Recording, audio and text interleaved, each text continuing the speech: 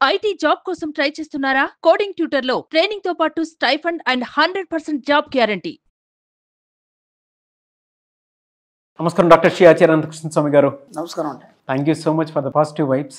రాగానే అట్లా ఒక్కొక్క పాజిటివ్ వైబ్స్ వస్తూ ఉంటాయి. Thanks a lot. పెట్టుకునే వస్తాను. ఎస్. సో చాలామంది అంటే మనం సబ్జెక్ట్ స్టార్ట్ చేసే ముందు క్లాసెస్ ఎక్కువ మంది అడుగుతున్నారు. ఎప్పుడు ఉండే అవకాశం ఉంది, ఎక్కడెక్కడ ఉండే అవకాశం ఉంది?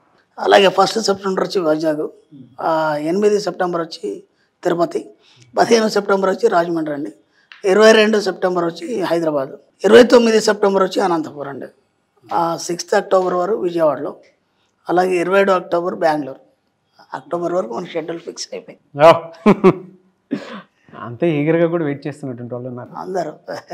సో ప్రీవియస్ వీడియోలో సమశీతోష్ణ స్థితి గురించి మీరు మాట్లాడటం జరిగింది. అంటే ఒక మనిషి ఎవరు నిర్వీర్యం చేయకూడదు. ఎస్, ఎందుకు అని అంటే ఒక మనిషి ఏకాంతంగా ఉన్నప్పుడు తన్ను తాను లోపలికి ఆలోచించుకొని వెళ్ళేటప్పుడు ఒకలాంటి ఎనర్జీ వస్తుంది. మెడిటేషన్ స్టేట్లో ఉన్నప్పుడు ఒక మనిషి ఒరిజినల్ పొటెన్షియల్ అనేది అప్పుడే బయటికి తెలుస్తూ ఉంటుంది. ఏదన్నా చేయగలుగుతాము అనుకునేటువంటిది. అంటే మిగతా వాటి మీద మన ఆలోచనలు నిర్వీర్యం కావు అనమాట.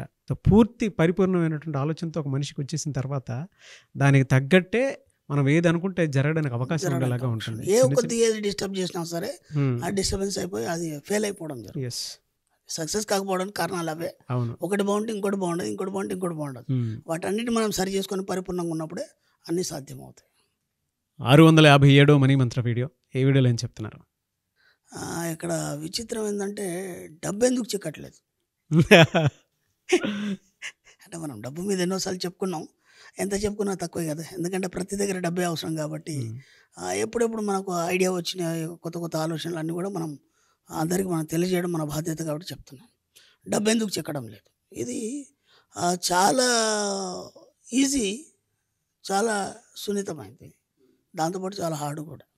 ఒకప్పుడు ఈ డబ్బు అంటే ఎందుకు చిక్కట్లేదు అనేది చాలా పరిశోధన చేసినప్పుడు ఎక్కడ దానికి మార్గం దొరకలేదు.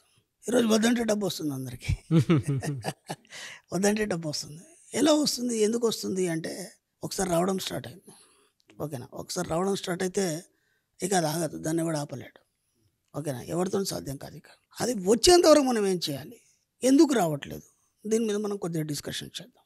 ఓకేనా, ఫస్ట్ ఆఫ్ ఆల్ ఏంటంటే డబ్బు రాకపోవడానికి కారణం ఏంటంటే మన డబ్బుపరమైన ఆలోచనలు ఇప్పటివరకు చేయలేదు. ఫస్ట్ పాయింట్ మనం ఎక్కడ మిస్టేక్ చేస్తున్నాం మనం అంటే డబ్బుపరమైన ఆలోచనలు మనం ఎక్కడ చేయలేదు. ఎందుకంటే అందరూ ఏమనుకుంటున్నారంటే డబ్బు సంపాదించడం అంటే నేను ఏదో పని చేస్తున్నాను, నాకు ఎంతో కొంత వస్తుంది, దాంతో నా కుటుంబం నడుస్తుంది, అదే డబ్బు సంపాదించడం అని ఫీల్ అయిపోతున్నారు వాళ్ళందరూ.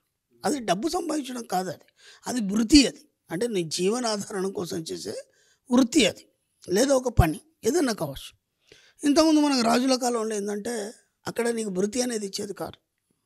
ఓకేనా, ఇప్పుడు ఒక కోట కట్టాలి, దానికి సంబంధించినటువంటి ఎంతమంది కళాకారులు ఉన్నారు అంటే దానికి సంబంధించినటువంటి ఫస్ట్ స్కల్ప్టర్, లేదంటే ఒక ఇంజనీరు, లేదా దానికి సంబంధించినటువంటి కళాకారులు, దానికి సంబంధించినటువంటి వడ్రంగి, దానికి సంబంధించినటువంటి కుమ్మరి, ఇట్లా ఎన్ని రకాల వృత్తులు వాళ్ళు ఉన్నారో వాళ్ళందరినీ తీసుకొచ్చి వర్క్ స్టార్ట్ చేయడం, అంతే, ఇంకేం లేదు.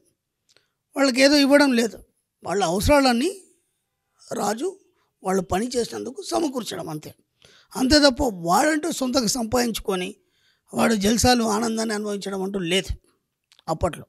కేవలం రాజు యొక్క పర్యవేక్షణలోనే ఒక పెద్ద కోట కట్టేసి, ఒక గ్రామం అంతా కోట కట్టేసి, దాంట్లోనే ఆ జనాలు ఉండేది, దాంట్లోనే పంటలు పండించుకునేది, వచ్చింది అందరు కలిసి తినేది, అందరికి పంచేది, లేదా అందరూ ఒక దగ్గర వంట చేసి పెట్టేది. ఒక సంవత్సరాల తరబడి వాళ్ళు ఆ కట్టడాలు కట్టేది.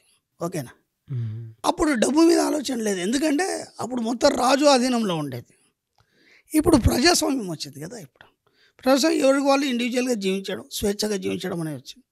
ఇక్కడ ఏమైపోయింది, అప్పుడు వాడికి ఏ ఆలోచన లేదు, ఎందుకంటే కేవలం పని చేయాలి, చేసినందుకు దానికి సరిపడా అవన్నీ ఏర్పాట్లు జరుగుతున్నాయి కాబట్టి ఇంకా సృజనాత్మకంగా ఆలోచించడానికి కానీ కొత్తగా చేయడానికి ఏం లేదు. అప్పుడు మొత్తం ఆ రాజుగారికి ఏం కావాలన్నా అవన్నీ ఏర్పాట్లు చేయాలంతే. నాకు ఈ డిజైన్ కావాలన్నప్పుడు దానికి తగ్గట్టు ఆ కళాకారులు అవన్నీ తయారు చేసేవాళ్ళు, ఇంకా వేరే ఆలోచనలు ఏం లేవు. ఎప్పుడైతే మెల్లిమెల్లిగా పరిణామ క్రమంలో ఎన్నో మార్పులు జరిగినప్పుడు ఏమైపోయిందంటే అప్పుడు నీ అవసరం కోసం నువ్వు ఆలోచించడం అనేది జరిగింది. నీ అవసరం కోసం నువ్వు ఆలోచించడంలో అక్కడ ఆయన యొక్క హ్యాండ్ ఓవర్లో ఉండేది. ఇప్పుడు నీకు నువ్వే సంపాదించుకోవాలి కాబట్టి సంపాదించుకోవడం కోసం ఏదో ఒక వృత్తి చేయాలి. అప్పుడు డబ్బు లేదు కాబట్టి వస్తు మార్గం అని ఉండేది మనకి. అంటే నేను తయారు చేసిన వస్తువు నీకు ఇస్తాను, నీ దగ్గర ఉన్న వస్తువు నాకు ఇవ్వడం. తర్వాత డబ్బు అనేది మనం క్రియేట్ చేసుకున్నాం కాబట్టి అప్పటి నుంచి డబ్బు మీద ఆసక్తి పెరిగింది. ఎందుకంటే ఖచ్చితంగా నువ్వు ఇంత డబ్బు సంపాదించి నీ జీవనం అనేది కొనసాగించాలనుకున్నప్పుడు అప్పుడు ఏం చేసామంటే ఆ డబ్బు సంపాదించడానికి మనం ఏదో వృత్తిని అనుకోవడం, లేదంటే ఏదైనా పని చేయడం, ఇవన్నీ ఏర్పడ్డాయి. ఇప్పుడు మీరు దేనికోసం చేస్తున్నారు పని అంటే నా కుటుంబం పోషణ కోసం నేను పని చేస్తున్నాను. ఇప్పుడు చెప్పండి, అక్కడి నుంచి ఇక్కడ దాకా చూస్తే డబ్బు విషయం ఎక్కడన్నా ఉందా? డబ్బు ప్రసక్తి ఎక్కడన్నా ఉందా? మరి డబ్బు కోసం ఎవరు పని చేయట్లేదే. ఇప్పుడు ఒక ఎంప్లాయీ ఉన్నాడు, నెలకు 1,50,000 సంపాదిస్తాడు. అది కూడా సరిపోదు. ఎందుకు సరిపోదు అంటే నువ్వు కేవలం నీ కుటుంబ పోషణ కోసం, వృత్తి కోసం మాత్రమే అది చేస్తున్నావు కాబట్టి అది సరిపోదు. ఇప్పుడు డబ్బు సంపాదించడం అంటే ఏంటి? కేవలం డబ్బు గురించి ఆలోచించాలి. ఇప్పుడు నీకు ఎంత ఖర్చు పెడుతున్నావో అంతకు రెట్టింపు మళ్ళీ నీ దగ్గర ఉండాలి. అప్పుడు కదా నువ్వు డబ్బు కోసం పనిచేస్తున్నట్టు. ఈ ఆలోచనలు సామాన్యంగా ఎవరికి రాలేదు ఇప్పటివరకు. అర్థమైందా? అంటే డబ్బును మనం సంపాదించాలి, దాని ద్వారా మనం ఇవి చేయొచ్చు, మనం ఇంత ఆనందంగా ఉండొచ్చు, ఇంత సుఖాన్ని అనుభవించవచ్చు, ఇవన్నీ ఆలోచనలు మనకి ఎవరికి లేవు. కేవలం మనం పని చేస్తున్నాం, ఇల్లు నడుస్తుంది, పిల్లల అవసరాలు తీరుతున్నాయి, ఇది మాత్రమే ఆలోచన ఉంది. ఎప్పుడైతే మనం మణిమంత్రం నుంచి ఇంట్రొడక్షన్ చేసామో డబ్బు అనే ఒక గొప్ప స్వరూపాన్ని, అప్పుడు కొత్త ఆలోచనలు వచ్చినాయి. స్వరూపం, ఎస్, అది విరాట్ స్వరూపం. అది ఈ యొక్క కలియుగంలో విరాట్ స్వరూపం కృష్ణుడు కదా, అదే ఆయన అప్పుడు విశ్వ విరాట్ స్వరూపాన్ని చూపించాడు. ఈ కలియుగంలో డబ్బే విశ్వ విరాట్ స్వరూపం. ఎందుకంటే అది తప్ప ఇంకోటి ఏం లేదు. ఏ కట్టడం కావచ్చు, ఏ ఒక గొప్ప అద్భుతం కావచ్చు, దేనికైనా సరే డబ్బే కావాలి. కాబట్టి ఎప్పుడు కొత్త ఆలోచనలు వచ్చినాయి, మనం డబ్బేలా సంపాదించాలి, ఇదేదో బాగుంది, కరెక్టే కదా, ఇప్పటివరకు మనం ఏదైతే చేస్తున్నామో అదే జీవితం అనుకున్నాము. మొత్తం టోటల్గా చూస్తే ఏమర్థమైందంటే అది బతుకనేది అర్థమైంది. జీవితం అనేది ఎలా ఉంటుంది, బతుకంటే ఏంది అనేది మనం తేడా చెప్పడం జరిగింది. ఈ తేడాలో ఇప్పుడు డబ్బు ఎలా సంపాదించాలనే ఒక ఆలోచన అనేది ఒక క్వశ్చన్ లాగా మిగిలిపోయింది. దానికి మనం ఇప్పటిదాకా కొన్ని 100 వీడియోలు చేసాం, దాంతోపాటు ఎన్నో క్లాసులు చేసాం, ఎన్నో ఎగ్జాంపుల్స్ ఇచ్చాం, దాంతోపాటు ఎంతోమంది రీచ్ అయినారు. అయినా సరే ఇంకా అనుమానాలు, ఇది ఎలా వస్తుంది, డబ్బు ఎందుకు చిక్కట్లేదు అనే ఒక క్వశ్చన్ అనేది ఇంకెక్కడో ఏదో పాయింట్లో మిగిలిపోయింది. ఎందుకంటే నా వీడియోలు విన్న వాళ్ళు కానీ, లేకపోతే నా క్లాస్కి వచ్చిన వాళ్ళు కూడా కొంతవరకు సంపాదించేసిన తర్వాత మళ్ళీ ఎందుకో డబ్బు ఆగిపోయింది సార్, రావట్లేదు, ఇంతమంది బాగానే వచ్చింది, మీ క్లాసులు విన్నాము, వీడియోలు విన్నాము, బాగానే ఉంది. ఇక్కడ నేను ఏం చెప్తున్నానంటే, ఇప్పుడు మీరు ఖచ్చితంగా డ్యూటీకి వెళ్ళాలి, నెలకు షోల్డర్ తీసుకోవాలి, అప్పుడే మీరు రెంట్ కట్టుకోవచ్చు, మీ పిల్లల ఫీజులు కట్టుకోవచ్చు, నెలవారీ ఖర్చులు ఇలా తీయవచ్చు. అవునా కదా? మీరు ఒక వారం రోజులు కనుక డ్యూటీకి వెళ్ళకపోతే ఏమవుతుంది? మీ శాలరీ కట్ చేస్తాడు. అవునా కదా? ఇప్పుడు ఏమవుతుంది, ఆ వారం రోజులు కట్ చేసింది ఏదైతే అది మీకు బర్డన్ అవుతుంది. అంటే మీరు ఖచ్చితంగా మీరు వెళ్తున్నారా లేదా, ఖచ్చితంగా రెగ్యులర్గా వెళ్తున్నారా లేదా, ఖచ్చితంగా దానికోసం పని చేస్తున్నారా లేదా? దానికోసం పని చేసే బదులు డబ్బు కోసం పని చేయండి. ఇప్పుడు అర్థమవుతుందా? అంటే మనం ఏమైతే చెప్పుకొచ్చామో ఇప్పటిదాకా ఇన్ని వీడియోలో మనం ఏమైతే చెప్పుకొచ్చామో వాటిని కొంతవరకు చేస్తున్నారు, కొంత చిక్కింది, లేదా అప్పులు కట్టేసుకున్నారు, లేదా కారు కొనుక్కున్నారు, ఇల్లు కొనుక్కున్నారు, దాన్ని ఆపేస్తున్నారు. మీరు అంటే మీరు అనుకున్న అవసరాలు తీరిపోయినాయి కాబట్టి ఇంకా మీకు వేరే ఆలోచన లేదు. ఎప్పుడైతే మనిషి ఆకలి కొని ఉంటాడో అప్పుడు దాని గురించి ఆలోచిస్తాడు. అంటే ఇక్కడ మీ అవసరాలు తీరిపోయినాయి కాబట్టి డబ్బు అవసరాన్ని మళ్ళీ మీరు ఆలోచించడం లేదు. కాబట్టి అలా కాకుండా ఏం చేస్తారంటే, మీరు స్టార్టింగ్లో ఎప్పుడైతే మీరు వీడియోలని లేకపోతే క్లాస్కి వచ్చి దీని మీద అవగాహన పెంచుకొని ఎంత గట్టిగా ప్రయత్నం చేస్తారు, ఎందుకంటే అప్పుడు మీ అవసరాలు అంతా ఇదిగా ఉన్నాయి కాబట్టి 24 గంటలు దాని మీద కాన్సన్ట్రేట్ చేశారు కాబట్టి అలా వచ్చేసింది. ఇప్పుడు మళ్ళీ ఎందుకు చిక్కడం లేదంటే ఆ కాన్సన్ట్రేషన్ అనేది పోయింది. కాబట్టి మళ్ళీ స్టార్ట్ చేయండి. మళ్ళీ స్టార్ట్ చేసేసి నేను చెప్తున్నాను కదా, మీరు లీవ్ తీసుకుంటే మీ శాలరీ కట్ అవుతుంది. అర్థమైందా? మీరు ఆలోచనలు ఆపేస్తే డబ్బు రావడం ఆగిపోతుంది. Simple technique.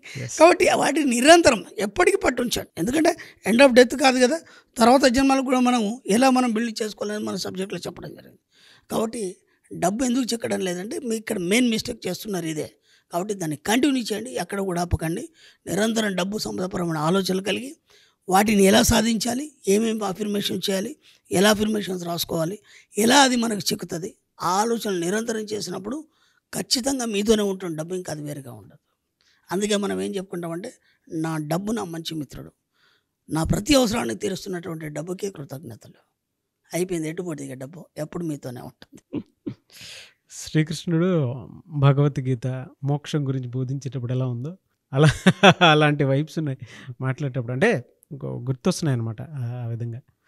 ఇది మణి భగవద్గీత అండి. మణి భగవద్గీత. అది కృష్ణ భగవద్గీత. భగవద్గీతలో చాలా రకాలు ఉన్నాయి. కపిల గీత ఉంది, కృష్ణ గీత ఉంది, అట్లా బోలెడు మంది గీతాలు చెప్పారు. దాంట్లో ఇది మణి భగవద్గీత. సార్ థ్యాంక్ యూ అండి, థ్యాంక్ యూ. మనని కూడా సృష్టించింది భగవంతుడే. ఎందుకంటే మొట్టమొదట మన వరాహస్వామి మనకి తిరుమల తిరుపతి దేవస్థానానికి మొట్టమొదటి వెంకటేశ్వర స్వామి వచ్చినప్పుడు నాకు స్థలం కావాలన్నాడు ఆయన. అంటే అక్కడ వరాహమూర్తి అన్నాడు కదా, ఇది కలియుగం స్టార్ట్ అయింది, ఏదైనా ఒకటి ఇచ్చినది నువ్వు స్థలం తీసుకో అన్నాడు ఆయన. ఆయన అన్నాడు లక్ష్మి నా దగ్గర లేదు, డబ్బు లేదన్నాడు. అదంతా నాకు తెలియదు, ఏదో ఒకటి ఇస్తే కానీ నీకు స్థలం ఇవ్వను అన్నాడు. ఎందుకంటే అది వరాహస్వామి యొక్క స్థలం అది. అప్పుడు అన్నాడు మొదటి నైవేద్యం నీకే, మొదటి దర్శనం నీకే అన్నాడు. అప్పుడు ఆయనకు స్థలం ఇచ్చాడు అక్కడ. అంటే ఈ కలియుగ ఆరంభంలోనే స్వామి మనకి డబ్బు యొక్క వాల్యూ తెలియజేశాడు.